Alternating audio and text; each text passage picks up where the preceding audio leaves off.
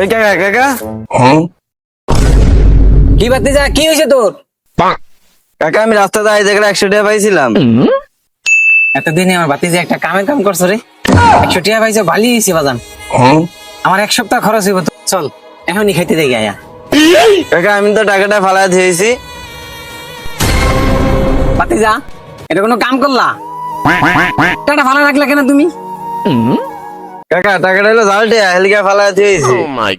ও বাতি যা, না তা ঠিক আছে, জালটা রাখা ভালো না, পুলিশেও ধরবো। কি রে, এটা যে জালটা হ্যাঁ বুঝলো কেমনি?